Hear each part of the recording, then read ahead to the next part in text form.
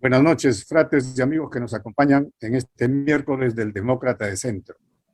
A nombre de la Unidad Democrática de Centro, le damos la más cordial bienvenida, agradeciendo su presencia. En esta oportunidad contaremos con el ingeniero agrónomo José Antonio Tejada Villón, quien expondrá sobre el tema la semilla, el eslabón perdido en la agricultura. El ingeniero Tejada Villón es graduado en la Universidad Agraria La Molina, con maestría en producción agrícola. Se ha desempeñado en trabajos de desarrollo productivo y social a través de la investigación agraria y la extensión rural. Alto ejecutivo en Sierra Exportadora, Sierra Azul, Agro Rural e INIA.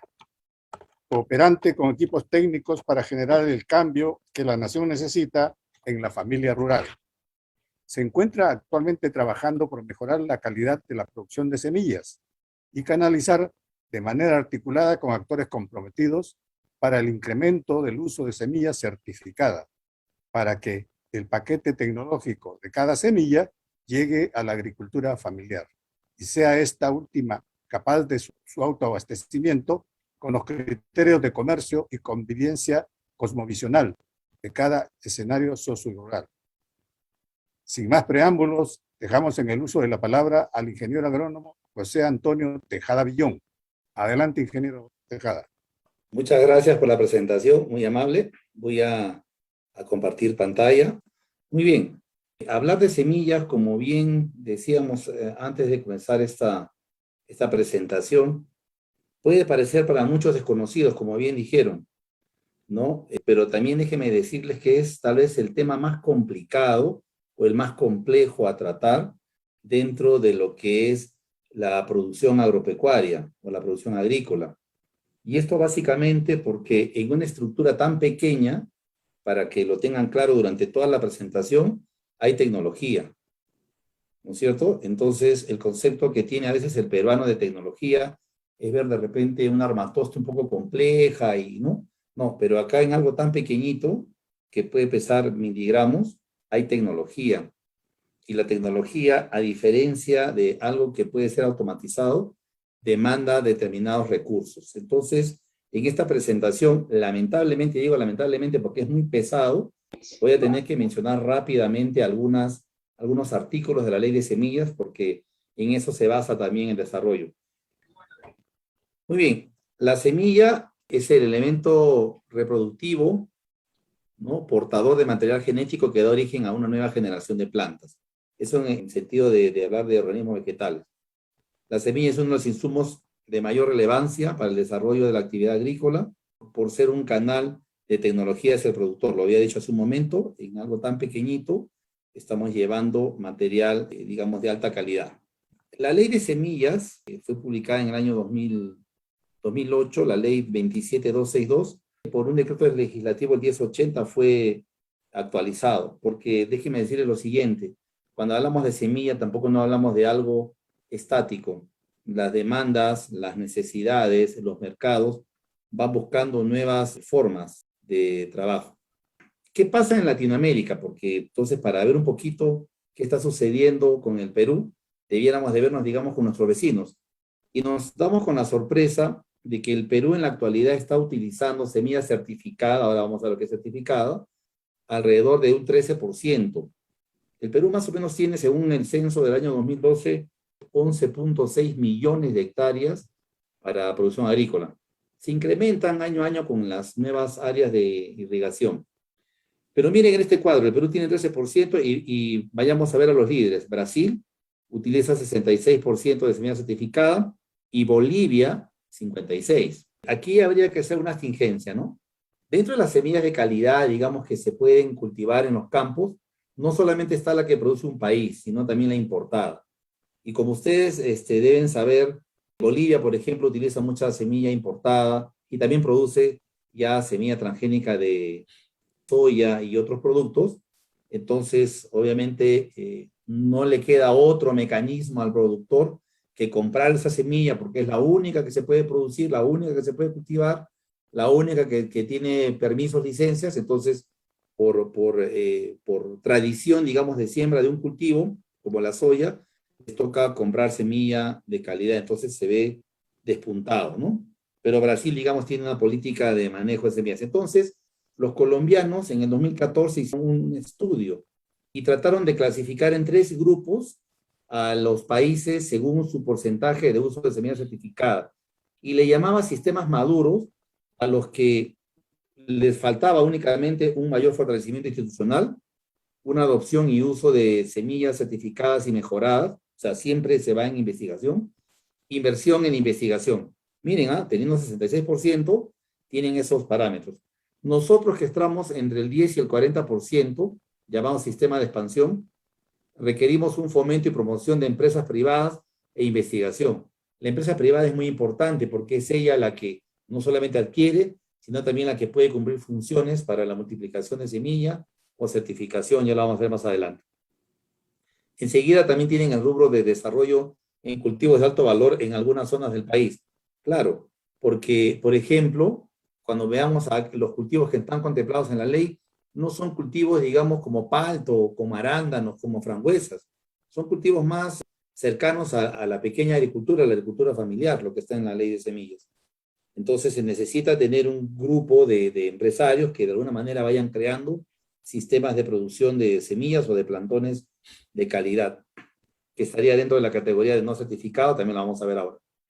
Ok, y el sistema informal con nicho fuerte en el sistema nacional. O sea, todavía tenemos en el Perú mucha informalidad en las semillas. Entonces se necesita hacer una capacitación, llegar con mayor prontitud, digamos, al productor para que pueda utilizar una semilla que le va a dar mejores ingresos. Y los que están con menos del 10%, como el caso de Guatemala, por ejemplo, ¿no? Necesitan sistemas altamente dependientes de la producción informal de semillas. O sea, su característica es que prácticamente ellos no están utilizando semilla de calidad y dependen de la informalidad, ¿no? Entonces, crean empresas semilleras mediante asociaciones de agricultores y productores con asistencia. O sea, se juntan, se reúnen, tienen asistencias técnicas y en función a eso van determinando su elección de mejor semilla. Si seguimos viendo el tema de Latinoamérica, quisiera yo rescatar lo que ha hecho Brasil, por ejemplo, ¿no? Que está a la vanguardia. Se destacan de que hay incentivos, ¿no? Y la estabilidad de la demanda de semillas de calidad para sus principales cultivos gracias a la organización y asociatividad de la cadena. Mire, la asociatividad en Brasil no es como en el Perú. En el Perú se juntan 30, 40 personas que viven cerca y entonces alguien le dice, oye, hay que asociarse, los asocian porque están cerca, pero no saben si es que entre esas personas pueden o no pueden haber alguna divergencia de ideas por las razones que fueren. En Brasil es diferente, la gente se va juntando por aceptabilidad, porque se conocen y entonces son exitosas las organizaciones. Enseguida tienen una inversión en investigación, en producción y capacitación en los sectores privados y públicos, con el apoyo de Embrapa, empresa brasilera de investigación agropecuaria. La Embrapa es como decir Lini acá en el Perú, más o menos, sino que es una empresa privada y se dedica a hacer investigación, ¿no? Era lo que mencionaba hace un momento, la empresa privada debe involucrarse en el tema de semillas. Luego tienen establecimiento de unidades de supervisión y control de calidad con protocolos internacionales que facilitan el comercio interior y exterior de semillas. O sea, el Brasil está pensando siempre en producir la mejor semilla y toma los protocolos internacionales para también entrar a la exportación, si el caso lo amerita. Pero ya el solo hecho de estar con reglamentación internacional para varios rubros, ya los pone a ellos ya en, digamos, en vigencia para estar siempre promoviendo el uso de semillas de calidad. Tiene una elaborada legislación en temas de semillas, acorde con estándares y convenios internacionales, que satisfacen las necesidades productivas nacionales e internacionales. O sea, ahí hay un salto importante, ¿no? Su ley de semillas está bastante bien llegada. Aquí sobre la ley de semillas, yo quisiera pasar rápidamente. En este primer pantallazo, podemos ver acá que el 13 de mayo del año 2000 salió la ley de semillas, la 27262, con un decreto legislativo, el 1080, se modifica esta ley el 28 de junio del 2008, y posterior a esta modificación sale recién el reglamento en el 2012, ¿no? Un reglamento que prácticamente informa de los mecanismos que se deben de llevar adelante para producir semilla de calidad. Entonces, ¿qué hace la ley de semillas? Establece normas para promover, para supervisar y regular las actividades relativas a la investigación, producción, certificación y comercialización de semillas de calidad. O sea, no solamente está ligado al productor, sino también está ligado a la investigación. O sea que entran los centros de investigación, las universidades, Entra el tema de certificación, que es todo un sistema de control, es todo un sistema de ver que los sistemas de manejo de campo vayan acorde con la normativa. Y la parte comercial, también se inscriben comerciantes de semillas, o sea, no hace falta ser productor para también pertenecer a este sistema de producción o de conducción de campos semilleros. El decreto legislativo modifica la ley básicamente para facilitar algunos acuerdos, digamos, que se tenían en ese año con Estados Unidos por el tema del TLC, ¿no? O sea, se hicieron adecuaciones, se hicieron algunas mejoras que pudieran facilitar en todo caso el comercio de semillas. Luego, en el artículo 1, si vemos la ley, dice claramente, lo más importante, dice, declárese de interés nacional las actividades de obtención, producción, abastecimiento y utilización de semillas de buena calidad. Ese es el artículo 1 de la ley. Y el 2, el objetivo de la ley, la presente ley establece las normas para promoción, supervisión, regulación de las actividades relativas a la investigación, producción, certificación y comercialización de semillas de calidad, lo que dije hace un momento, ¿no? O sea, son varios procesos que se manejan con la ley de semillas. Luego, el artículo 4 habla de la libre participación en investigación, producción y comercio de semillas. El 6 habla sobre quién es la autoridad de semillas. Está dentro del Ministerio de Agricultura. Hasta el año pasado estuvo en manos de l'INIA, ahora está a cargo del SENASA, ¿no? Se ha trasladado todo al SENASA. Luego, el artículo 11 habla sobre los registros. ¿Quiénes se registran? Los investigadores, los centros de investigación en semillas, los productores, ¿no? Y los registros de cultivares comerciales, ¿no? Eso para mencionar rápidamente. En el artículo 17 que he querido extraer también habla de la protección a las creaciones fitogenéticas. Los obtentores de creaciones fitogenéticas inscritas en el Registro Nacional de Variedades y Vegetales Protegidas tienen derecho al respectivo certificado de obtentor. Eso lo da Indecopi. O sea, una persona que inventa, crea, formula, supera, digamos, en algo a otra variedad de una especie vegetal, es reconocido ante Indecopi como obtentor. Y la ley de semillas favorece y apoyen eso. Muy bien, aquí está la definición de certificación, lo que dije en su momento, la semilla certificada. Y la semilla certificada es un proceso técnico de verificación de la identidad. O sea, vale decir, tenemos que saber que ese material genético corresponde como tal a esa especie vegetal que yo deseo propagar. O sea, tiene que ser el mismo linaje genético. No puede tener variación y para eso hay parámetros de control que los encargados de hacer la supervisión lo saben. Entonces verifican la identidad, la producción, el acondicionamiento y la calidad de las semillas de conforme con lo establecido con el reglamento de la presente ley. O sea, ven que la genética sea acorde, ven que el manejo de la plantación sea acorde, van a ver el tema sanitario, que no se contamine, que no se infecte de determinadas enfermedades. Algunas pueden ser tolerantes hasta ciertos porcentajes y eso se va determinando según la graduación de la semilla. Pero vamos a ver. Muy bien.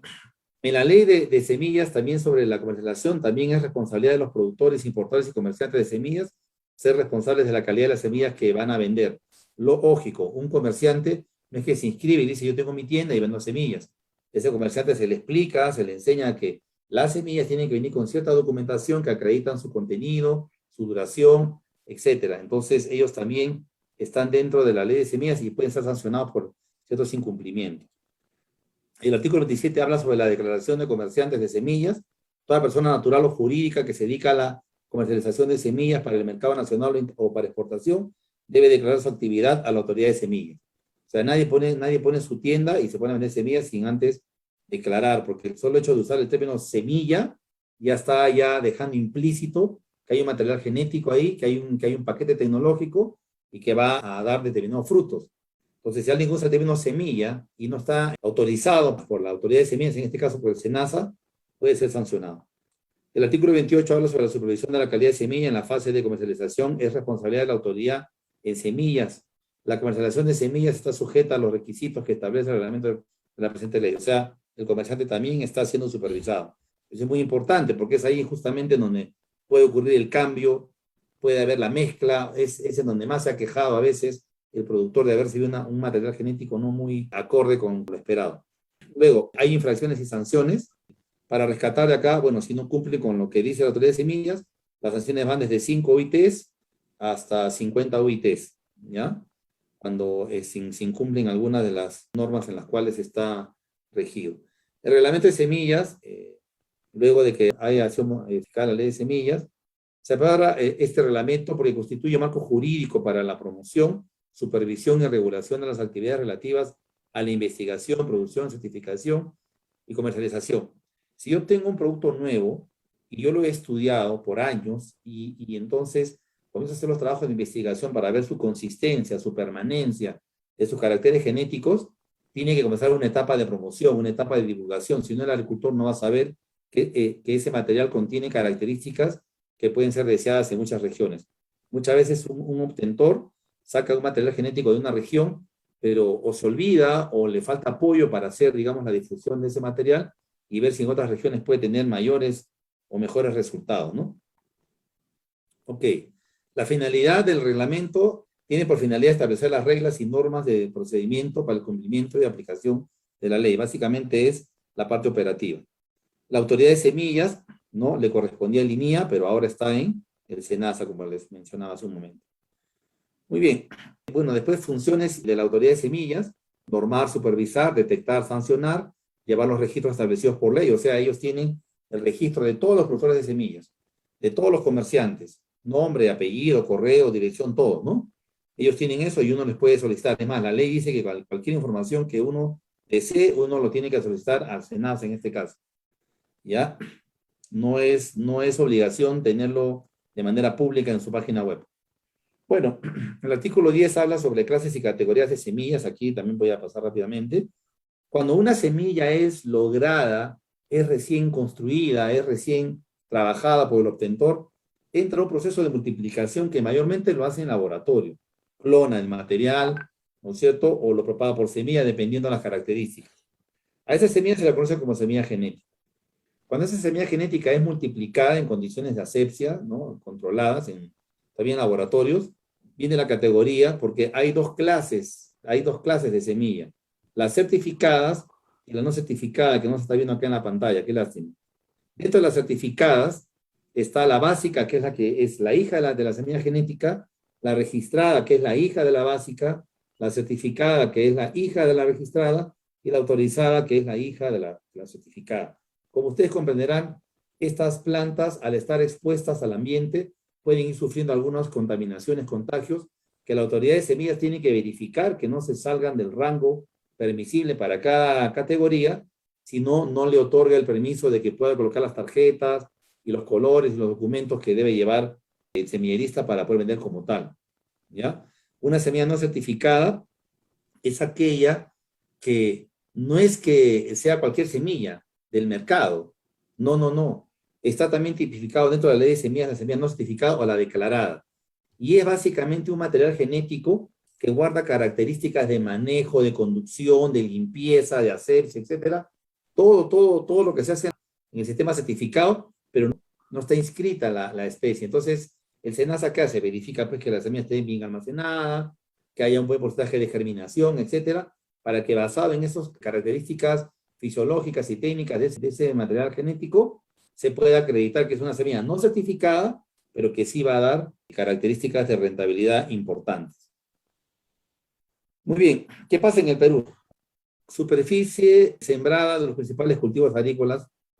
Para solamente darnos cuenta, el café es el que está en primer lugar y el arroz está muy cerca.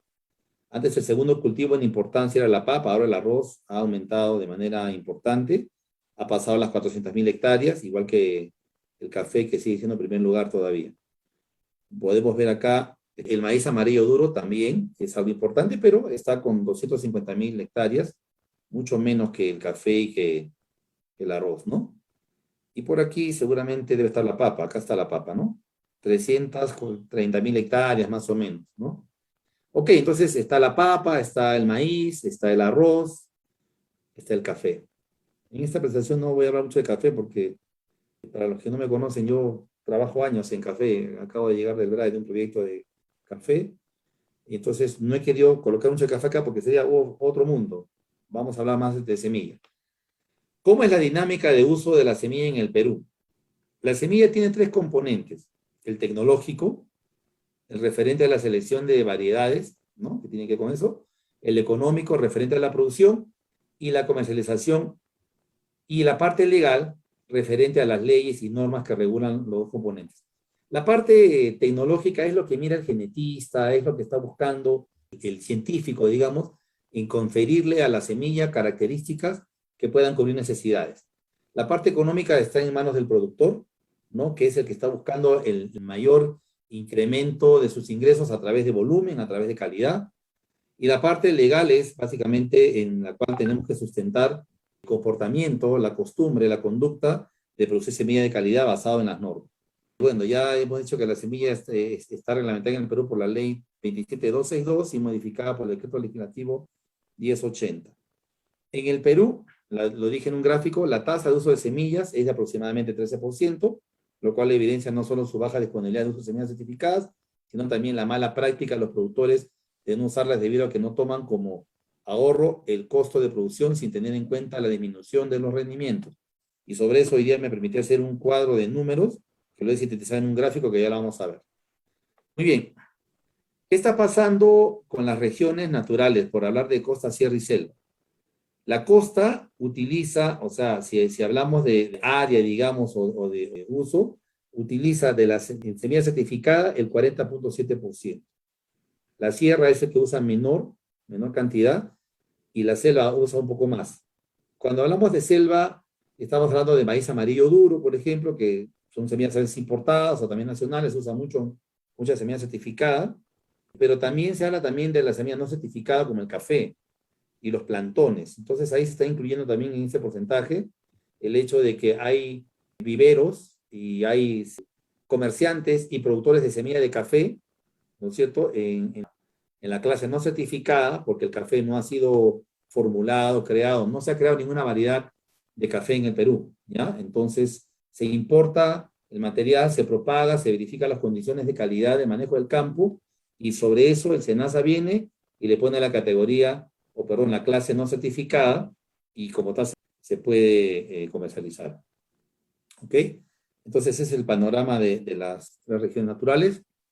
Aquí podemos ver, y esto sí es motivo ya de comenzar a discernir un poco. Miren ustedes, en los últimos 10 años, excepto el año 2010-2011, el porcentaje de uso de semilla certificada casi no ha variado mucho, ¿no se han dado cuenta? 13%, 12%, o sea, como que en 10 años, y podría ir más atrás, no hemos hecho una cosa. En el censo del año 2012 se hablaba de un poco menos, pero estos son datos ya más alineados con la información que da el Midagri, ¿no? Bueno, aquí en colores se puede ver básicamente el número de uso de semillas, ¿no? ¿Dónde están, digamos, mayormente concentrados, ¿no? Y dónde hay más unidades agropecuarias, dónde hay más población agrícola, ¿no? Se van a dar cuenta siempre que en la costa siempre tenemos un mayor número de unidades productivas, ¿no? Listo. En tasa de uso de semilla certificada, el arroz está superando el 50%, o sea, si vemos este 12.07% de semilla que utiliza el peruano, dentro de ese promedio, el arroz se está llevando el 51%, el algodón el 13%, y así vamos bajando hasta ver valores muy mínimos. Papa está a menos de 1%, les voy asegurando eso, y así vamos viendo cómo el maíz amilazo, por ejemplo, el choclo, ¿no?, se usa menos certificada que el maíz amarillo duro, que es para pollo, ¿ya? Entonces, ese es el porcentaje de uso de semillas. Con esta cantidad de uso de semillas, para dar unos datos estadísticos adicionales, se produjeron 19.000, casi 20.000 toneladas de semilla, que sirvió para abastecer a 244.000 hectáreas, ¿no? De total nacional, que son 2 millones de hectáreas, digamos, que deberían de utilizar semilla de calidad. Entonces vemos que el arroz va a la vanguardia, le sigue algodón, quinoa, maíz duro, avena, frijol, trigo, papa, cebada, milazo. Estos nombres de especies que menciono acá están en la ley de semillas. Muy bien. Aquí, por ejemplo, se ve el área total sembrada de cada cultivo y versus el área abastecida con semilla certificada. Y se puede ver claramente en arroz cómo tiene bastante presencia, digamos, una semilla certificada versus el total de hectáreas sembradas. En maíz amarillo duro se aprecia, digamos, pero es mínimo, ¿no? Es mínima la cantidad, y los demás cultivos ni qué decir, ¿no? Casi no se aprecia, menos del 1%. Muy bien, en la ley de semillas se contabilizan estas especies: maíz amarillo duro, papa, algodón, arroz, trigo, maíz amilazo, frijol, quinoa, haba, cebada, avena, arveja, caupí, palta, soya, lenteja, tarwi. Son las especies que están contempladas, o por lo menos que se han podido mencionar, ¿no? Por ejemplo, el ajo, yo que estoy en Arequipa, el ajo no está. Y no está porque no tiene una norma. Para que una especie pueda estar en la ley de semillas, tiene que tener una norma. Y la norma lo hacen los conocedores, los entendidos, no solamente en el manejo de semilla, sino en cuáles son las características del vegetal que voy a trabajar. Qué diámetro debe tener el tallo, longitud de hojas, etcétera. Una serie de parámetros técnicos que una vez que hay un consenso entre los entendidos, se pasa a la fase de poder crear la norma y con la norma presentar, digamos, el producto, el cultivo a la ley de semillas. No está ajo acá, por ejemplo.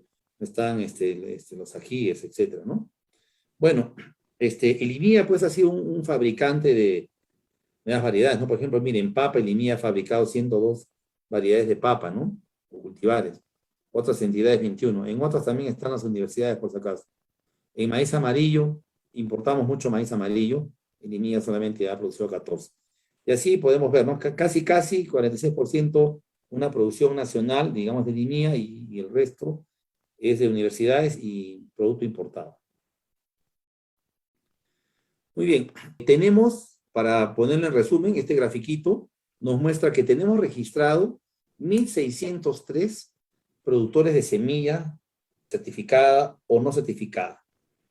Y tenemos comerciantes alrededor de 2.079 que están inscritos, ¿no? Y se puede ver claramente que en la zona centro, o sea, vale decir, pues, la sierra, ¿no? Lima, etcétera, es donde se encuentra la mayor cantidad de comerciantes. Sin embargo, acá abajito en negritas, ¿no es cierto? A la fecha, en la última campaña, solo han entrado en movimiento 148 semilleristas. O sea, no han entrado, pues, a trabajar los 1.600 productores de semilla. Entonces, ahí hay otra pregunta, ¿qué está pasando? ¿Por qué alguien que se ha esmerado tanto, se ha preocupado tanto por tener una disciplina diferente a la de un productor para producir semillas, por qué se ha bajado a menos del 10%, ¿no? de los registrados? Ok. Luego, están las entidades certificadoras. Las entidades certificadoras son aquellas que cumplen función de evaluar los campos, ver la procedencia. Hay todo un sistema técnico, digamos, para poder controlar que el material que va a salir de ese campo de producción realmente es certificado. Y en el sector privado, no hay muchos, y en el sector público menos, tenemos la certificadora en Selva, la GRB Selva, y la GRB SAC, el CORES en La Libertad, el CODES en Ica y el CORES en San Martín.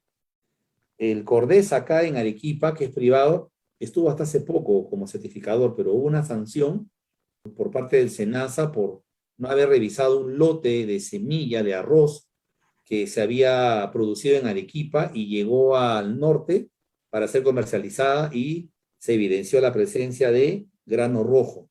Es la semilla de una maleza bastante agresiva en el cultivo de arroz. Se confunde con el arroz y en un campo semillero no puede haber eso.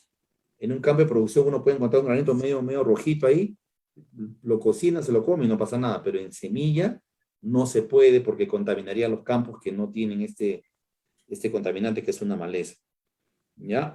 Entonces, estas certificadoras privadas operan en el 80% del país y el sector público solamente lo tiene el SENASA, ¿no? O sea, el SENASA certifica los campos, verifica, etc. Muy bien. En el Perú no existe una comercialización dinámica de semillas, debido principalmente al poco desarrollo tanto de la oferta como de la demanda de este insumo estratégico. Por tanto, se identifica la existencia de 3 posibles vías para que la semilla llegue a manos de sus consumidores. La semilla certificada, que es de la gente entendida, que ha podido ver en campo resultados, etc. Los que importan una lata y dicen, bueno, si viene con una fecha de vencimiento y es importado, debe ser bueno.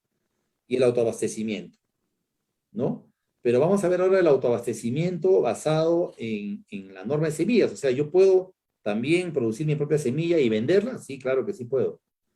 Pero para eso tengo que pasar algunos escenarios. Para producir semilla, si vamos al recuadro verde que está primero acá a la izquierda, dice la inscripción en el registro de productores de semillas es obligatorio para todos los dedicados a la producción de semillas y tiene una vigencia de 3 años. Enseguida dice, los productores de semillas están sujetos a evaluaciones periódicas programadas o inopinadas por la parte de autoridades de semillas, ya lo dije al principio. Llega el SENASA, verifica si el campo no cumple simplemente se cierra el campo y no puede venderse como semilla, lo puede vender como producto de consumo, que obviamente cuesta mucho menos. Este tipo de certificación permite la venta al consumidor de las semillas certificadas y no hay intermediarios. Claro, cuando uno saca una semilla certificada, ¿no es cierto? Uno ya viene con su tarjeta, con toda su identificación, y el agricultor sabe que lo que está comprando está acreditado por la autoridad de semillas y por los semilleristas que estén ahí señalados. La comercialización involucra la venta directa de semillas certificadas producidas por productores registrados ante la autoridad del SENASA. Cuando se compra semilla a un comerciante, este comerciante debe de figurar, y eso sí está en la página web, como comerciante. De otra forma no habría garantía. Importación y venta minorista.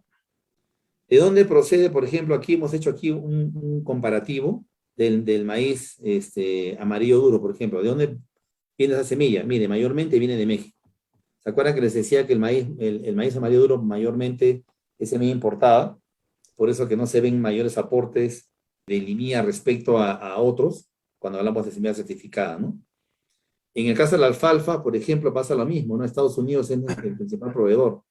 El Perú tiene semillas de alfalfa antiguas, que estamos justamente ahora rescatándolas y comenzar a evaluarlas para ver si podemos hacer un reload y ponerlo otra vez en valor. Bueno, algodón también importa también semillas. No voy a entrar, voy a ir un poquito más rápido. Aquí solamente quería presentarles yo que el autoabastecimiento, ¿no? Me voy a este lado de acá. El autoabastecimiento tiene que ver con alguien que quiere vender su propia semilla como una semilla no certificada o declarada. Y para eso aquí hay una serie de características que están reglamentadas. A pesar que es una semilla no certificada o declarada, tiene que regirse por la ley de semillas, en donde está la clasificación como no certificada. Y lo que dice claramente es que la semilla no certificada o declarada tiene que provenir siempre de un material genético certificado. No es que viene del aire, tiene que venir de un material genético certificado, ¿no? Y la certificación la da un ente privado, que ya lo vimos, o el SENASA. El SENASA puede certificar un campo de café que no tiene una semilla genética, pero que está como semilla no certificada porque ha venido importada y se ha hecho todo el seguimiento y un manejo adecuado, no tiene enfermedades, no tiene nada. El SENASA certifica que ese campo produce semilla no certificada o declarada y puede vender el comerciante que esté inscrito para ese campo o el productor. Todo eso dice acá en esta parte de autoabastecimiento. ¿Ya? Así que no porque la semilla no esté registrada en la ley, no se puede vender. Esta es una lista también que ahora hemos trabajado para ver todas las cosas que tenemos que hacer por cada cultivo. La planificación y orientación de siembras. Y aquí no quise hablar sobre el tema de zonificación de cultivos. Ustedes sabrán muy bien que a veces hay zonas donde el agricultor pierde dinero sembrando un producto, ya sea arroz, papa, ¿no? Maíz, y en otro lugar está ganando plata. No hay una verdadera orientación. Entonces, hay una diversidad, ¿no es cierto?, en el tema mercados, en el tema asociatividad, en el tema de productividad, ¿no es cierto? Todo lo que tenemos que trabajar en el tema agroindustria para saber cómo debemos de mover cada uno de los cultivos más importantes o de mayor extensión en el país, ¿ya? Entonces, todo ese trabajo de acá se hace en los proyectos de semillas, en los planes, con la intención justamente de poder crecer, o sea, hacer que ese 13% aumente. Y todo este es un mapa, digamos, para ir controlando cuánto vamos avanzando. Las cifras no son muy alentadoras. En la campaña 2012-2013, ya lo dije hace un momento, habían 196 productores de semilla certificada, mientras que hasta hace 3 años se han bajado a 156, 148, o sea, están disminuyendo. En la campaña 2018-2019 solo se certificaron 19.979 toneladas de semillas, el volumen insuficiente para que se logre sembrar con semillas de calidad 244.274 hectáreas, lo que correspondía casi al 10%. Entonces, si es que estamos reduciendo las toneladas de semilla certificada, es obvio pensar, pues, ¿cómo se llama?, que estamos perdiendo, digamos, terreno, no solamente en el tema de producción, sino también de nuevas oportunidades. En resumen, en el país poseemos una ley de semillas que requiere una actualización a las necesidades del productor, porque es dinámico, porque el mercado, porque el cambio climático, porque los nuevos abonos que van llegando, porque aparecieron nuevas plagas, se tiene que siempre buscar una ley que sea más flexible. Falta abastecimiento de semillas, ya lo hemos dicho.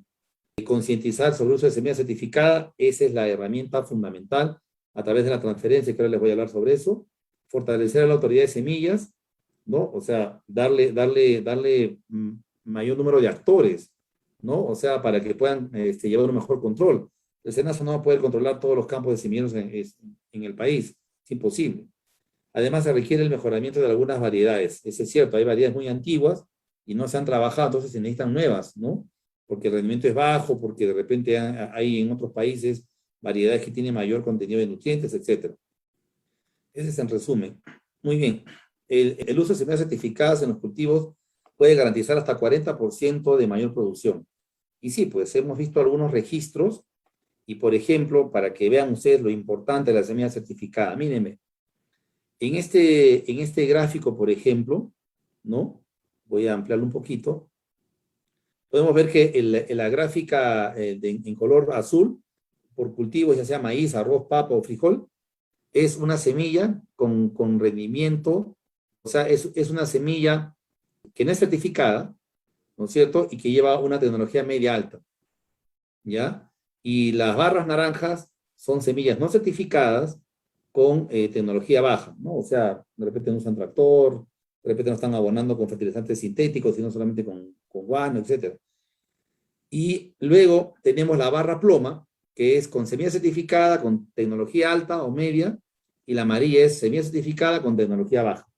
En todos los casos, en las barras grises y amarillas, se ve que supera ampliamente, ¿no es cierto?, a su contraparte de semilla no certificada, o mejor dicho, de semilla que no reporta, digamos, ninguna garantía de provenir de una fuente que evidencie alta rentabilidad.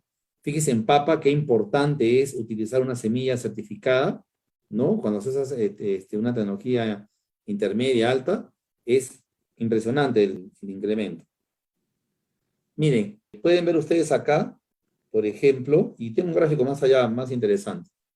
Miren cómo en el caso de papa, cómo se puede pasar de 8.000 kilos por hectárea promedio a 20.000 kilos.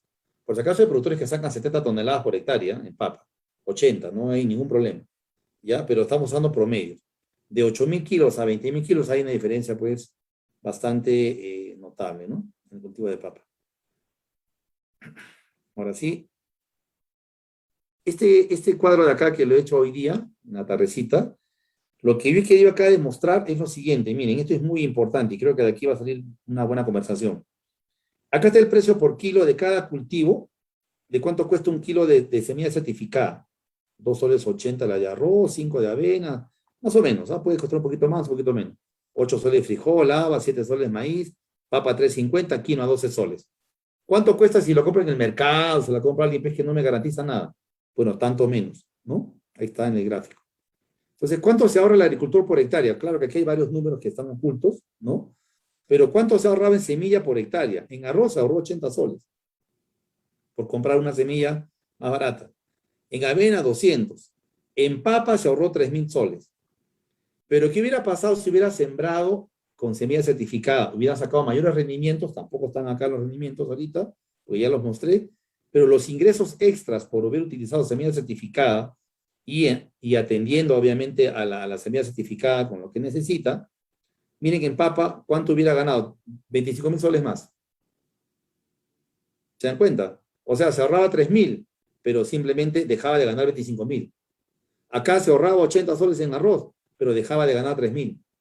Acá en frijol se ahorraba 300 soles, pero dejaba de ganar 1.300 soles. ¿Se dan cuenta?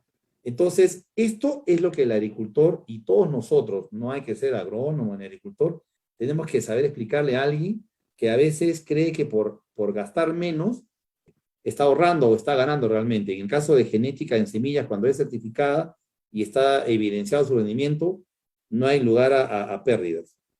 Lo que hay que hacer es trabajar, obviamente, con la asistencia técnica, ¿no? Con la transferencia tecnológica. Y de eso les quiero hablar ahora. no podemos hacer que la gente utilice semilla si no llegamos a ellos para informar y ser perseverantes, consecuentes con sus dudas del agricultor. Porque claro, le aparece una planta que es más agresiva, que produce más ramas, más tallos, más hojas, más flores, ¿y ahora qué hago? Él está acostumbrado a utilizar de repente una semilla mucho más silvestre, mucho más clásica. Entonces, la asistencia técnica tiene que ser permanente y le debería hacer el sector privado. Pero ha faltado hacer ese engranaje entre el sector público, todo lo que ha investigado, y el sector privado para que se dedique a la extensión rural, que ese es lo que está fallando acá en el país. Muy bien. ¿Qué se necesita? Se necesita organizar a productores, ¿no? Bajo la modalidad de aprender haciendo. ¿Se acuerdan que les dije a ustedes que Brasil se juntaban entre ellos los que mejores se llevaban y se organizan? Bueno, acá van a aprender, van haciendo, manejando el campo, manejando el semillero, etcétera, y entre ellos se van encontrando quiénes son los más entusiastas y se forman su grupo. Establecer vínculos y redes entre productores, procesadores, comerciantes y proveedores. Lógico, si yo soy semillerista, ¿a quién le voy a vender? A un productor, ¿no es cierto? ¿No? O le voy a vender a otro semillerista, porque yo puedo también producir semilla para otro semillerista. Pero ¿qué pasa si ese semillerista no tiene a quién venderle, o sea, no tiene cómo vender semilla para productores? No me va a comprar a mí, pues. Elimina, por ejemplo, no produce semilla para productores, produce semilla para semilleristas. Entonces, si no hay semilleristas, la semilla que produce Elimina la guarda en su almacén, pues. Tiene que hacer una serie de procesos, papeleos para que la plaza sea certificada y la pueda vender a productores, pero esa no es la idea. La idea es incrementar el número de semilleristas, porque miren ustedes cómo han caído. Asegurar la competitividad y la rentabilidad, eso es más que entendido, o sea, uno lleva material genético de calidad para mejorar los ingresos del productor. Llevar los productos al mercado, claro. Cuando uno tiene un buen lote, un buen campo, hay que llevar al campo y decir, mira, acá está la variedad tal. No la conoces, mira, te la enseño. Entonces uno tiene que ir con el productor, enseñarle a marketear su producto para que haya mayor gente que pueda adoptar esa tecnología o consumir esa variedad o ese cultivo. ¿Qué hay que hacer? Estas son ideas sueltas. Hay muchas formas de hacer. Instalar parcelas demostrativas. Acá tengo una parcela con semilla certificada y una con semilla que no conozco su procedencia. Entonces el agricultor mida el incremento de la producción solamente por un factor genético, haciendo que todo el resto sea un manejo igual para ambos campos. Visitas guiadas. ¿Eso qué significa? Que nosotros debemos también de llevar al agricultor a verificar, a ver dónde se está produciendo semilla de calidad, cómo identificarla, cómo conocer las tarjetas, etc. Demostraciones de métodos. Todos los métodos de evaluación, todos los métodos de aplicación, todos los métodos de procesamiento de datos, tenemos también que saber llevar al semillerista, al productor. ¿Por qué? Porque si no, él no va a tener un instrumento cómo poder valorar lo que él está adquiriendo y lo que él tiene que hacer con lo que está adquiriendo. Entonces, esa es parte de la transferencia tecnológica. Giras agronómicas, bueno, son grupos de profesionales que se pasean, ¿no? Y van dando opinión sobre los campos que se han ido haciendo, parcelas demostrativas, ¿no? O investigación. Bueno, días de campo, charlas técnicas. Eso es todo. Les agradezco por su tiempo y estoy llano a escuchar sus opiniones o conversatorios. Gracias. Ingeniero, buenas noches. Una consulta. ¿Cuál es la diferencia entre una semilla transgénica y una semilla mejorada? Ah, qué buena pregunta. ¿Por qué es que no se permite la transgénica o le tienen tanta aversión a la transgénica y la mejorada, en fin, es más que aceptada, ¿no? Sí. Cuando hablamos de semilla mejorada, siempre tenemos que tomar como punto de partida algo, ¿no es cierto?, que deseamos superar. Entonces, cuando decimos mejorada, si el problema de ese material genético es que le ataca mucho una enfermedad, y yo a través de la genética puedo lograr una resistencia, una alta tolerancia a esa enfermedad, entonces la llamaría una semilla mejorada, porque ha superado esa característica, ¿no es cierto?, que está causando detrimento en mi cultivo. Cuando hablamos de una semilla transgénica, ¿no?, también dentro de las transgénicas podría yo hablar de mejorada, porque podría ser que una semilla transgénica me dé un rendimiento determinado, ¿no es cierto?, y de repente para ciertos ecosistemas como que el rendimiento no es tan bueno. Entonces, si yo logro sacar otra transgénica y que me logra abarcar mayor área con altos rendimientos, la puedo llamar mejorada. Pero ahora hablemos claramente qué cosa es un transgénico, que fue la otra pregunta. El transgénico, en el entendido de producción de semillas transgénicas, es cuando por medios artificiales, o sea, en donde la naturaleza jamás lo podría lograr, yo extraigo un gen, ¿no es cierto? Un gen o un conjunto de genes y lo introduzco, mayormente se usan antibióticos, en la cadena de genes o de ADN que tiene la especie donde yo quiero inocular una característica. Por ejemplo, si yo quisiera tener un trigo que soporte bajas temperaturas, bajo cero, a alguien se le ocurrió sacar pues ciertos genes de las ballenas, ¿no es cierto?, de los polos, que soportan pues bajas temperaturas. Entonces, al ingresarle este gen, la planta adquiere características de poder soportar bajas temperaturas.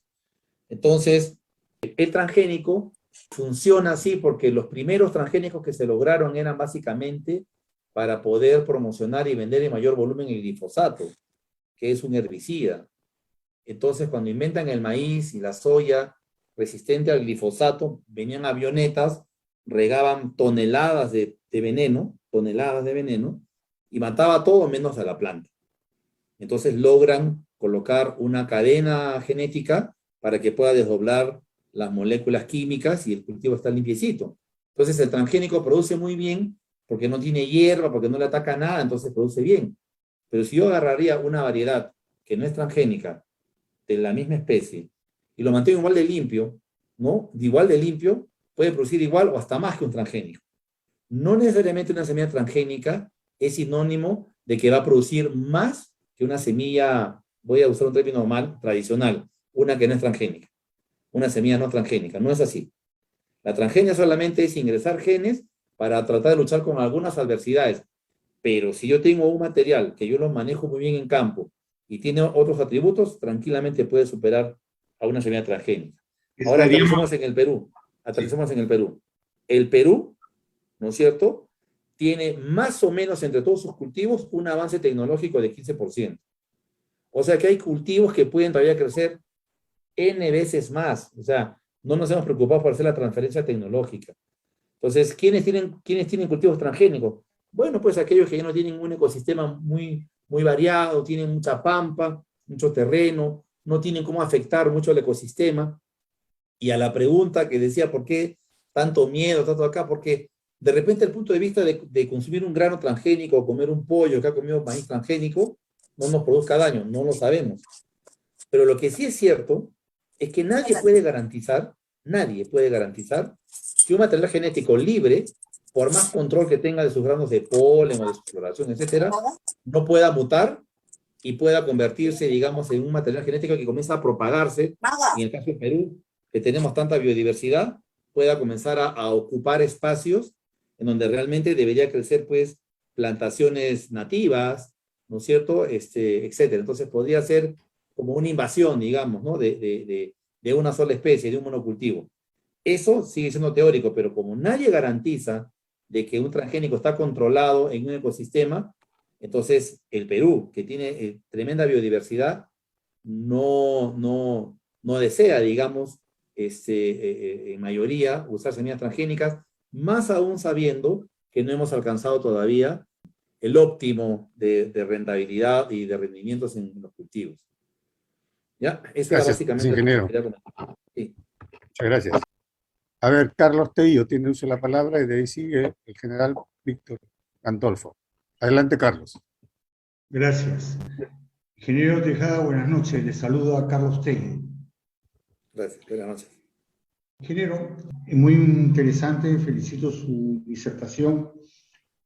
El uso de semillas certificadas es lo que va a permitir aumentar la productividad en nuestro país de nuestras áreas de cultivo según los productos que así se siembren. Siendo esto así, nosotros tenemos dos rubros grandes, lo cual es el trigo y el maíz, cuyo consumo para la producción de pollos y harinas, especialmente los pollos, el maíz, el 50% importamos de maíz. En cuanto al trigo, creo que estamos en un 90% o 80% de trigo duro para la producción de harinas y panes finalmente, ¿no? Entonces, el egreso de divisas por este concepto Es cuestión también de hacer algunos números y cálculos que deben ser grandes, necesarios en el país para otras inversiones. Dicho esto, y de acuerdo a su exposición, pregunto, ¿existe claro para el productor, a nivel de productor, un banco de semillas certificadas, digamos, por zonas? ¿Existe o no uno? Llámese lo de Lambayeque, lo de Ucayali, San Martín, que tal en tal o cual producción de no solamente del trigo o del maíz, sino otros productos, y si existe por ahí o puede llegar ahí el conocer el banco de semillas certificadas para lograr aumentar la productividad. 2. ¿Qué labor se entiende que esa labor de poder divulgar, difundir y el manejo del campo con estas semillas certificadas estaría en manos de los extensionistas? En la agraria existen muchos profesionales de esa categoría. ¿Quién asumiría su contratación? ¿A través de quién? Tercera pregunta, ingeniero, es, supuestamente, el productor seleccionó tal o cual tipo de semilla certificada para su fondo, o una comunidad para la zona tal o cual, y los resultados no fueron exitosos, no se lograron. ¿Qué estamento, qué institución dirime su reclamo para resarcirle a ese productor o comunidad la semilla así comprada, la semilla calificada, así comprada, y no dio los resultados? Obviamente que también es muy importante la labor y el acompañamiento y el manejo del extensionista.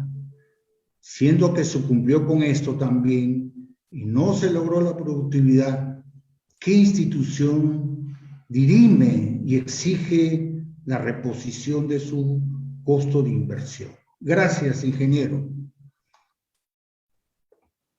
Muy amable, don Carlos. Muy bien, hay 3 preguntas. Cuando habla del banco de semillas, se me vino a la mente el banco de semillas que había ahí en Chorrillos, o todavía está ahí, que creo que lo tiene a cargo de Senasa también, de forestales, ¿no? No hay un banco de semillas, lo que hay es una lista de inscritos de productores de semilla certificada, ¿no? ¿Eso qué significa?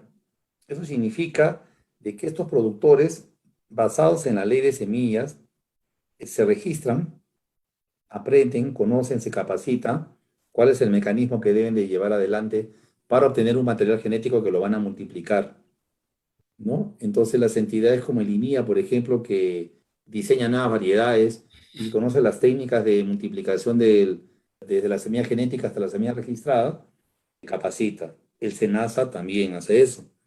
Entonces, por eso que cuando uno revisa el padrón de semilleristas, los 2000 y pico, y como vieron ustedes en el mapa, están mayormente concentrados en la costa, ¿no? Y el cultivo de arroz es el que tiene mayor cantidad de semilla certificada, el maíz que se importa, un poco el algodón.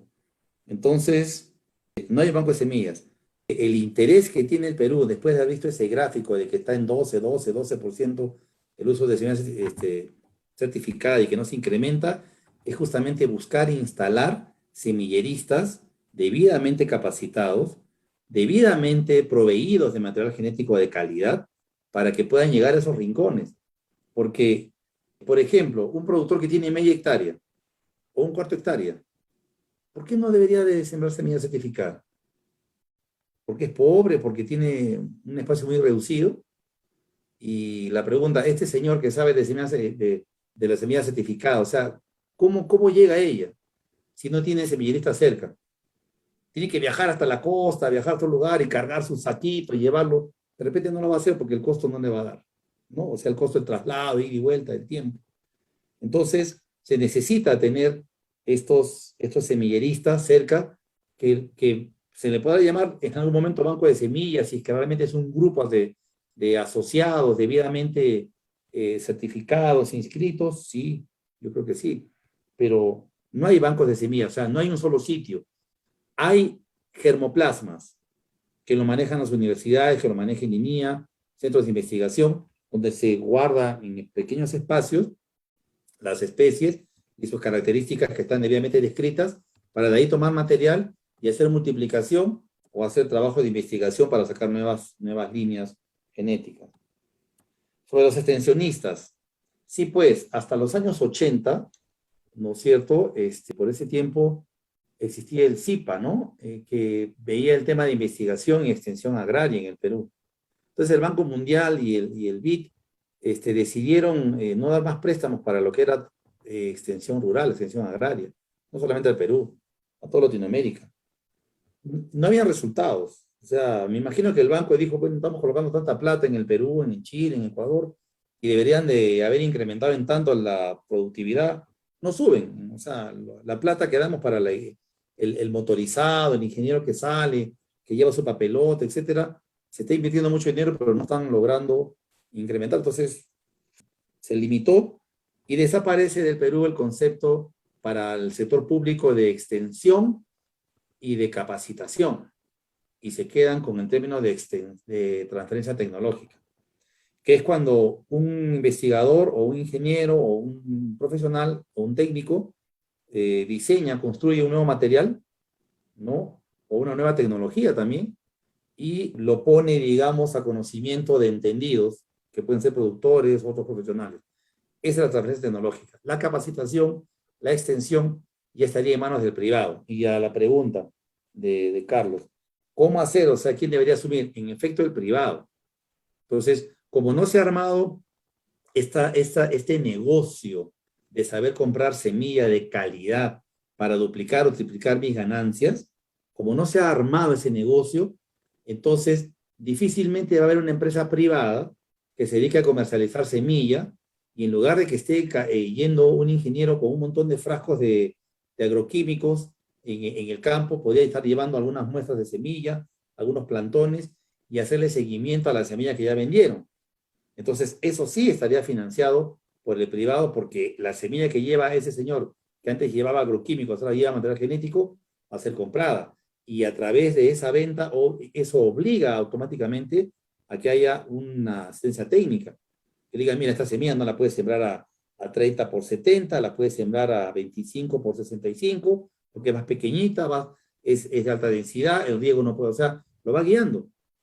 Entonces, pero ese productor le está comprando la semilla. Entonces, como no se ha desarrollado este negocio tan rentable que es el de las semillas, no hay privado pues que se atreva a estar haciendo extensión. O sea, como repito, en los carros van solamente agroquímicos, no van semillas, ni siquiera de hortalizas.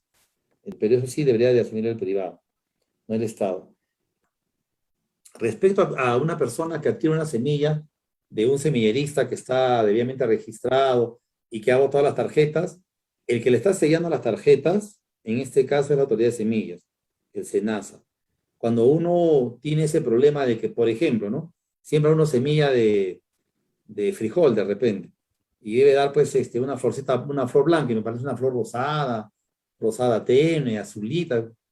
No puede ser, pues. O sea, todo tiene que ser igual. Entonces, uno coge la tarjeta, llama a SENASA y le dice, ¿sabe qué? Compraron la semilla de este código, con estas características de este productor, porque está en la tarjeta, y miren el campo, y le pueden mandar fotos, ¿no? O sea, se pueden dirigir al SENASA, a los que ven con semillas, y ellos van a tomar nota, y van a ser los que van a examinar dónde está la falla.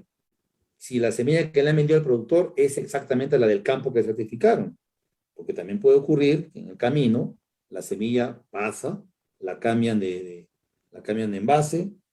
Puede ser también que la semilla sea la adecuada y que el agricultor no haya tomado conocimiento, que no debería ser así, pero tampoco nadie está obligado a eso, que no tome conocimiento de ciertas características que la semilla o que ese material genético demanda para un desarrollo normal. Entonces, si el agricultor no sabe de repente y le echó, por ejemplo, un abono de fondo, ¿no?, a una planta que es muy susceptible al nitrógeno, y le echó un abono de fondo y le echó, no sé, pues guano de islas, que buena plantita, ya no es culpa del semillerista. Entonces, la Autoridad de Semillas investiga. O sea, no le da la razón al semillerista, ni tampoco al agricultor, investiga y ve dónde está. Y en caso hubiera descuido de parte del semillerista y le entregó un mal lote, etcétera, y él es el responsable, pues se da esa multa y también tienen que devolver, digamos, el monto perdido. Claro, el tiempo no la puede devolver al agricultor, pero sí le tienen que devolver el monto de la semilla.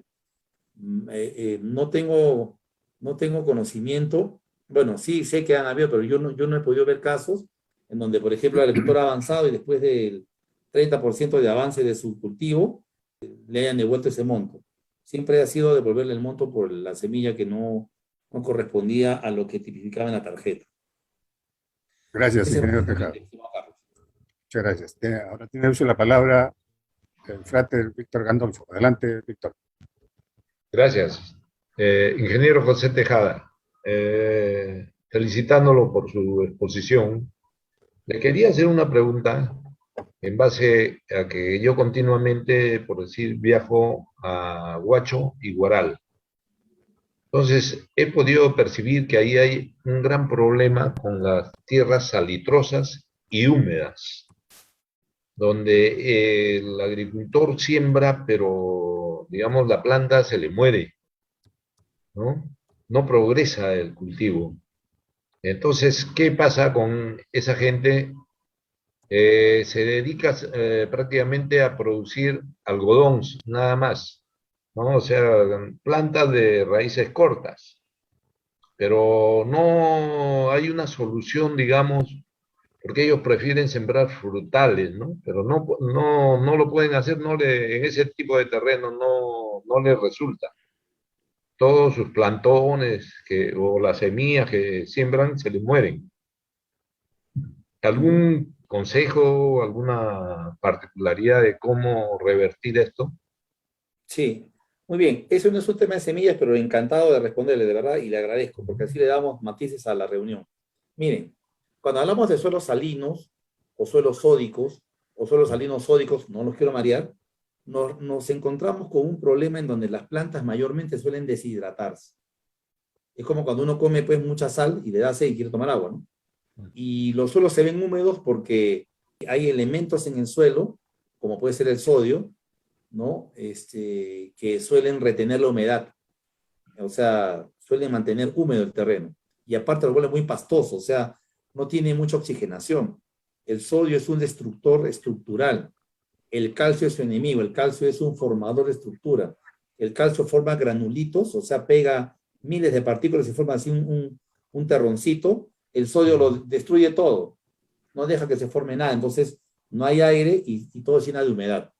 Entonces, habría primeramente que ver un análisis de suelo para ver de qué se trata, ¿no? Yo encantado, si tiene un análisis, encantado de revisar su análisis.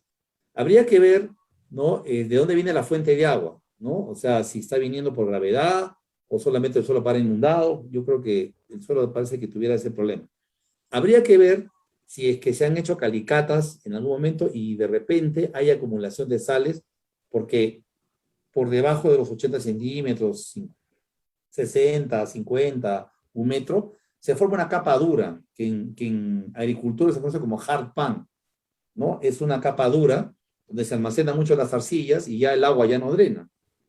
Entonces, cuando uno riega, el agua se almacena con hacer un vaso, ya no drena, y el agua está en constante evaporación, ¿no? Entonces no sale de ahí, uno sigue abonando y las sales se van concentrando en ese perfil de suelo que no le deja evacuar las sales, ¿no? Por vías naturales, porque está todo compacto.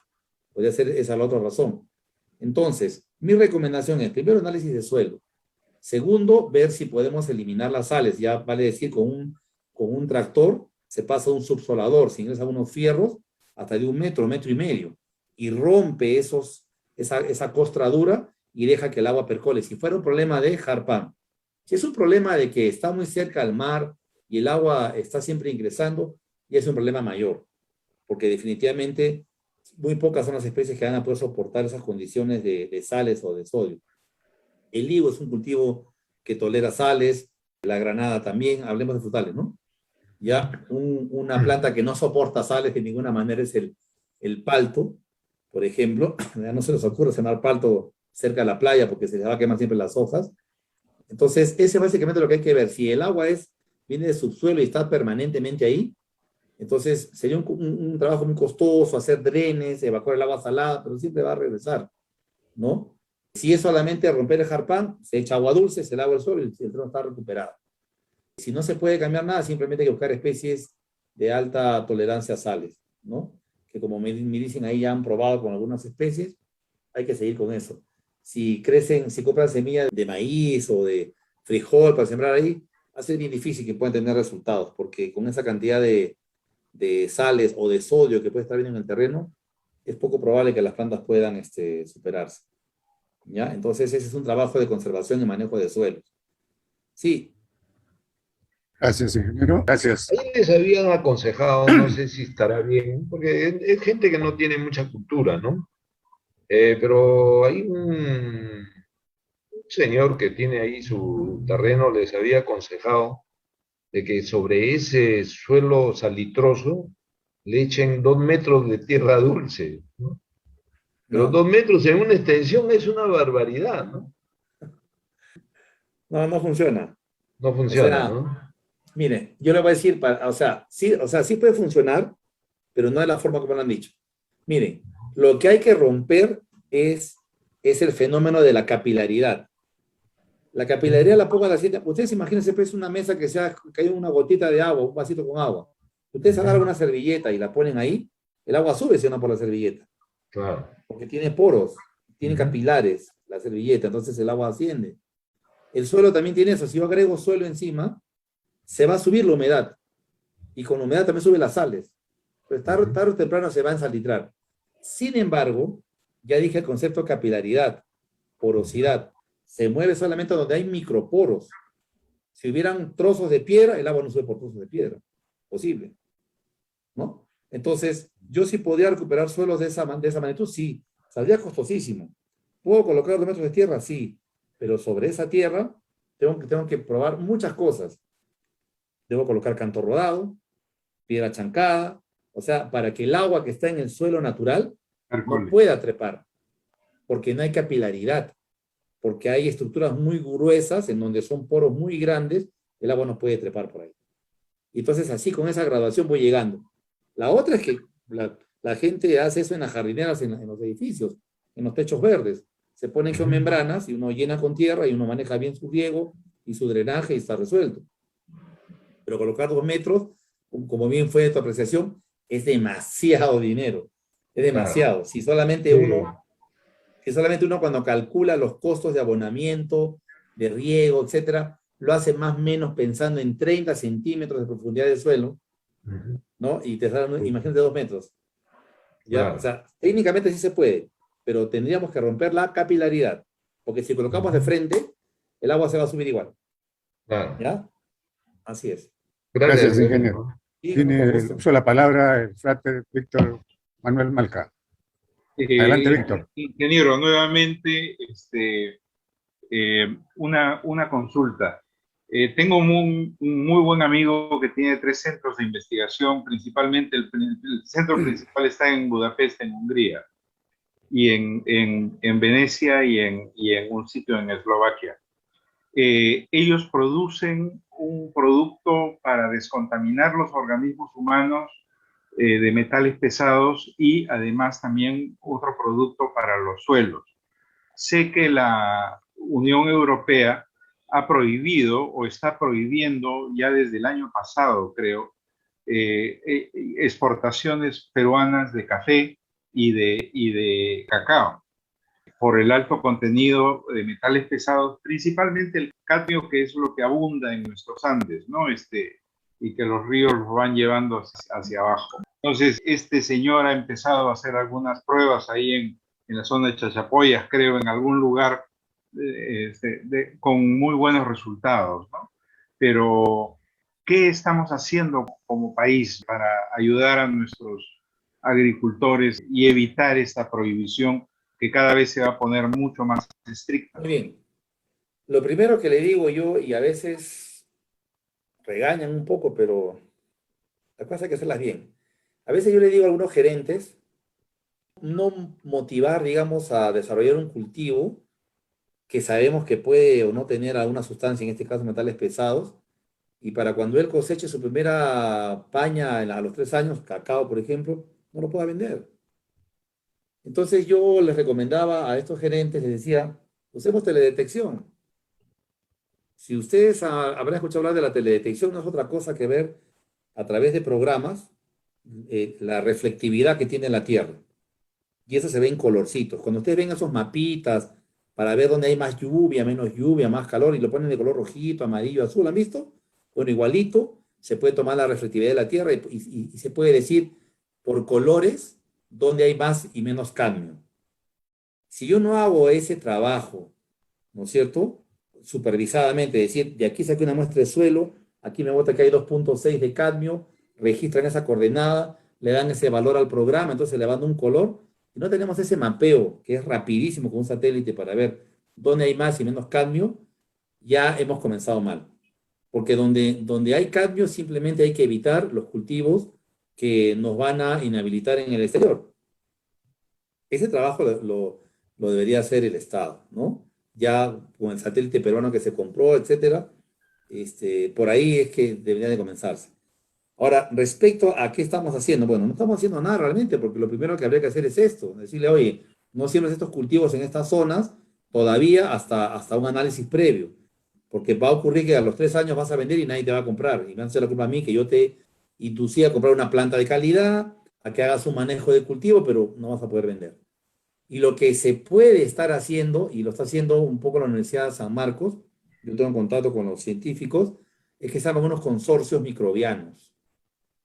Los consorcios microbianos no es otra cosa que ver cómo se comportan en conjunto 2, 3 bacterias, con un hongo, con 2 hongos, un hongo y 3 bacterias, una bacteria y 4 hongos, 5 hongos, etcétera. Ese consorcio microbiano ya se ha evaluado que puede degradar el cadmio u otros metales. Eso es lo que se conoce como biorremediación. No es otra cosa que la aplicación de microorganismos al suelo para que vayan degradando ese material. Lo básico y elemental para que cualquier consorcio microbiano funcione en el suelo es que tiene también que haber materia orgánica en el suelo.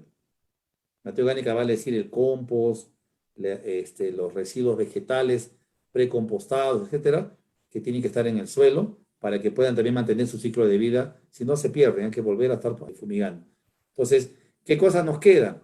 Continuar con las investigaciones. Sé que se ha hecho una investigación en cacao blanco en Piura con el doctor Tito, creo que se apellida Tito, que trabaja en San Marcos. Él es el que está manejando los consorcios microbianos, ¿no?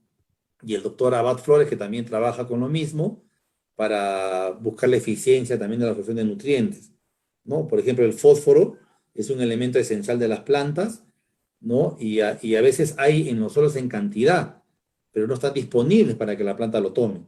Entonces hay una acción microbiana que hace que el fósforo se vuelva soluble y la planta lo pueda absorber. Entonces, no estamos haciendo nada para proteger al productor que pueda haberse dañado con el cadmio. Podemos prevenirlo, pero no tenemos datos concretos. Se han sacado muestras de suelo para decir en qué lugar hay más o menos, pero no me parece que sea una manera rápida de avanzar. Se tiene que usar la teledetección para poder ver cómo está el panorama del cadmio, como también se ve el nitrógeno, el agua, el fósforo y otros elementos minerales de las plantas, también se ven con este sistema. Hasta hace poco la empresa Yara, en convenio con unos chilenos, daban el servicio de que, por ejemplo, una cooperativa que manejaba, no sé, pues 3.000 hectáreas, quería un análisis de suelo. Le decían en dónde tenían que sacar 8 muestras y le daba de las 3.000 hectáreas todo el mapa a colores y era perfecto. Eso se hace con teledetección. Entonces, importante la pregunta de Víctor Manuel, porque en efecto no estamos haciendo nada con entregarle al agricultor asistencia técnica, semilla de calidad, plantón de calidad, y el suelo no lo estamos recuperando. Usar materia orgánica en cualquier cultivo, en cualquier región del Perú y en cualquier condición, siempre es la mejor recomendación. Pero si hay concentraciones altas de cadmio, ya hay que pensar en otros cultivos que no exijan, digamos, una certificación de bajo cadmio y pensar, digamos, en sistemas de biorremediación, que yo creo que con el tiempo ya deben de salir de algunos consorcios microbianos para comenzar a aplicar al suelo, ¿no?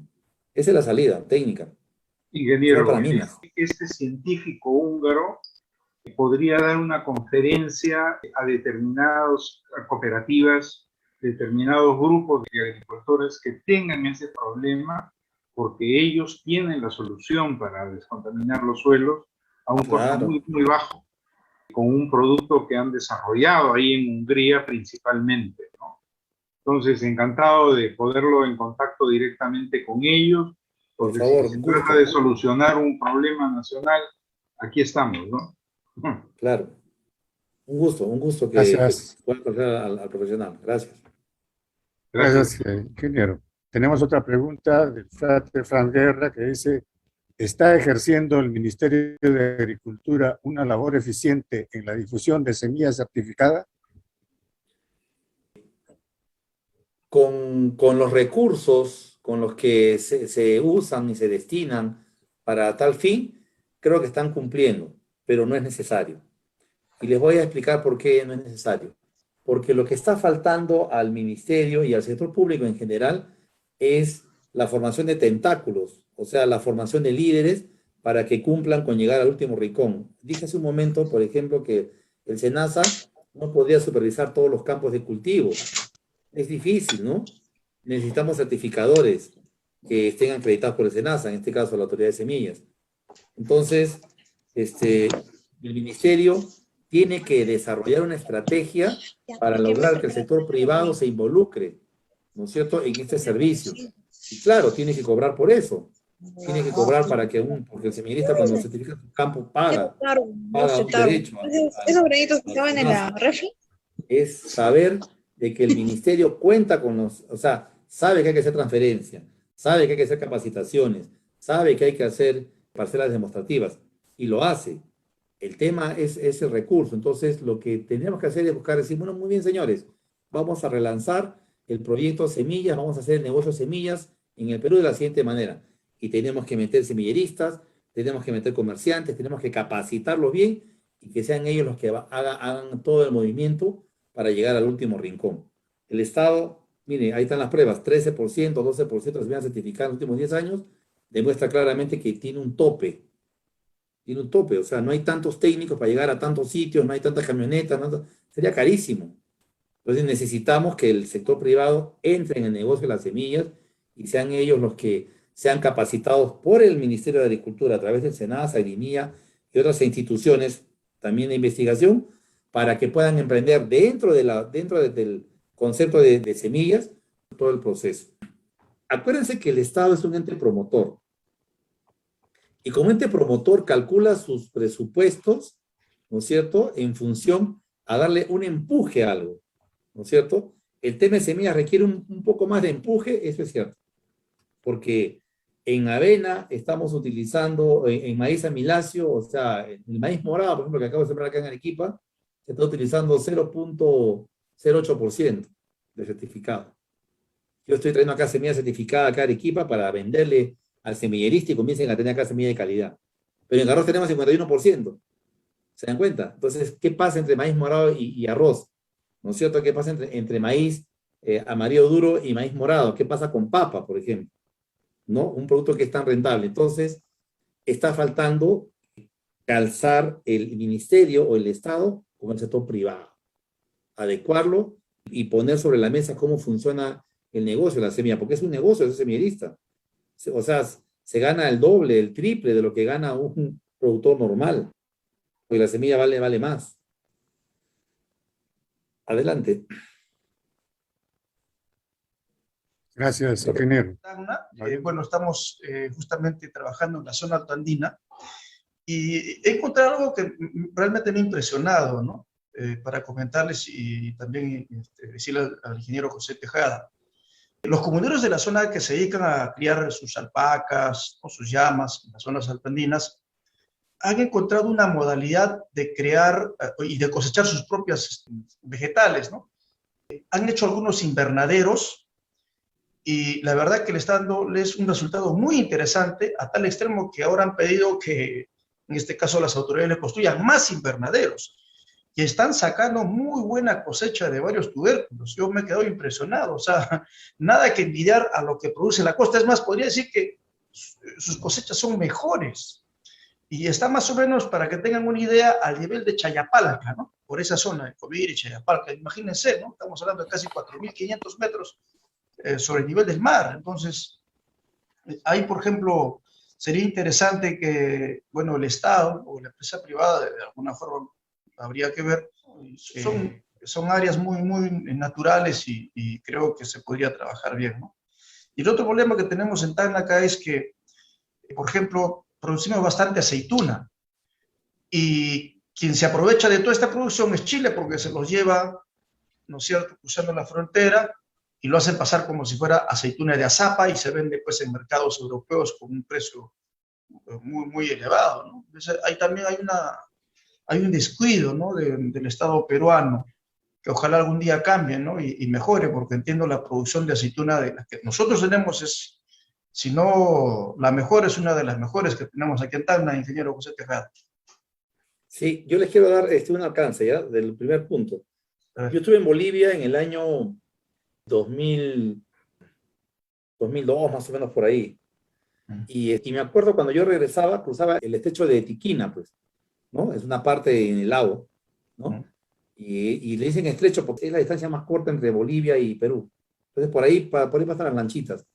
Entonces, cuando cruzaba, me recibieron unos militares de Bolivia, hicieron una ceremonia, yo les hice unas capacitaciones. Ellos tenían ahí sus invernaderos, sus tinglados, etcétera. Eran de plástico, ese baño turco. Sí, Se sí, levantan sí. las ventanitas cuando hace mucho calor, porque la radiación del día calienta, pues, ¿no? Y el suelo estaba con humedad, entonces el suelo se evapora, y en el techo que es plástico se forman las gotas de agua y vuelve a caer en la noche. Pero, ¿qué cosas cultivaban? Cultivaban hortalizas. Sí, bueno. O sea, habían lechugas, habían Ajá. apios, Sí, sí. granazos, ¿no? ¿Por qué? Sí. Porque han logrado artificializar el medio, esa es la palabra técnica. Ya. Han artificializado. Y mucho antes de eso, en el año 98, me acuerdo, había un amigo allá, hizo también su invernadero. ¿Saben qué cosa cultivaba en Puno? Y no en Sandia, en Puno, Juliaca, orquídeas. En Puno. Entonces, ya tenía ya también ya su invernadero bonito, entonces tenía su termómetro, la humedad, y tiene orquídeas.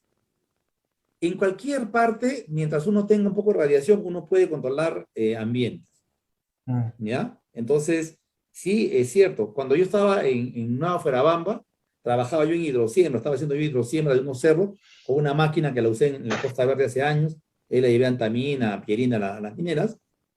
Estaba trabajando y en las casas que son tan costosas que han hecho para los nativos de la zona, cerca de las Bambas, ellos dijeron, pero no tenemos nada para sembrar, y ellos solitos hicieron que les colocaran unos tinglados de plástico a sembrar fresas. Yo les había sugerido que pueden sembrar fresas, porque el lugar hace mucho frío, y la fresa pues se puede trasladar en cajitas y tienen unos ingresos. Y el tema de Tacna, conozco la Yarada, he andado a esa zona, he visto la aceituna, pues, cómo crece ahí, espectacular. Aquí en Arequipa, creo que Arequipa es el lugar que concentra las mejores aceitunas del Perú, porque no he encontrado un lugar, te lo digo en serio, ni en Tacna, o sea, no hay otro lugar donde uno encuentre, o sea, una mixtura. Entonces uno puede elegir si el sabor es más amargo, el color, el tamaño, etcétera. Acá, en otros lugares tienen lo suyo, pero no se han preocupado por tener un abanico. Entonces, saber si viene de Tacna, saber si viene de acá, de la zona norte de Arequipa, si viene de, ¿no?, de otras zonas, ¿no? Entonces, Moquegua, etcétera. Entonces, sí, lo que dices es cierto, la aceituna se va a Chile, le cambian la etiqueta, y ese es un problema por falta de organización de productores. Porque si Tacna tiene como principal producto la aceituna, ¿qué cosa corresponde? Que sea una asociación sólida de productores, que le den valor agregado, y que saquen un producto con la marca Perú, con una marca colectiva. Igual con el orégano. El orégano de Tacna también es formidable. Igual que el que está acá en el Colca, acá en Arequipa. Es formidable. O sea, no hay orégano que supere al peruano. Que me diga alguien en el mundo que me diga cuál es el mejor. No hay. No hay orégano que tenga más aceite que crece en el Perú, en la sierra del Perú. Entonces, pero tampoco le ponen marca. Entonces sale el orégano así medio a procesar y nos lo vuelven a vender como si fuera chileno. Entonces, es un tema de organización, ¿no? De repente ahí produce, tendría que entrar un poquito para fortalecer, ¿no? Gracias. Sí. No, ¿de qué, Javier? Bueno, no habiendo otras preguntas, vamos a dar pase a nuestro fráter Juan Borea para dar el cierre del evento. Adelante, Juan. Ingeniero, muchísimas gracias. Nos ha ilustrado bastante en un tema que aparentemente no tendría que ver mucho para los políticos, pero creo que sí tiene que ver. Nosotros en Unidad Democrática de Centro queremos gobernar, y para gobernar hay que conocer no solamente de un tema, sino de varios temas. No porque vayamos a ser especialistas en todo, sino porque tenemos que ser especialistas en algo, pero tener una idea general de todo, porque el país es una unidad, es algo holístico que tenemos que sacarlo adelante. Agradecemos a todos y los invitamos para la próxima semana, en que vamos a tener una conferencia, ahí sí, de tema bastante político y jurídico. El 26 se presenta el gabinete Bellido ante el Congreso. Y nosotros el miércoles 25 tendremos una conferencia a cargo del doctor César Delgado Guembes. El doctor César Delgado ha sido oficial mayor del Congreso y va a desarrollar una conferencia sobre lo que significa interpelación, censura, interpelación a un ministro, interpelación a un gabinete, todas las normas de la hermenéutica parlamentaria que nos pueden ilustrar para poder entender mejor el debate del día siguiente y en general cualquier otro debate que sobre el tema pueda desarrollarse. Sin más, entonces, agradecer nuevamente al ingeniero Tejada y agradecer a todos ustedes, tanto a quienes han estado en el Zoom como a las personas que nos han acompañado en el Facebook Live. Será hasta la próxima semana, el miércoles 25. Muchas gracias. Hasta luego. Gracias. Hasta luego. Gracias. Muchas gracias, ingeniero Tejada. Gracias, ingeniero Muy buenas Tejada. noches, amigos. Gracias. Ok, Buenas ahora sí. noches. Hasta luego. Gracias a todos. Gracias. Muchas gracias, Juancito. ingeniero. Gracias. Chao. A todos los Gracias, fratres. gracias, ingeniero. Muchas gracias. Ahora sí han Hasta quedado la en el próxima. tintero bastantes preguntas, ¿ah?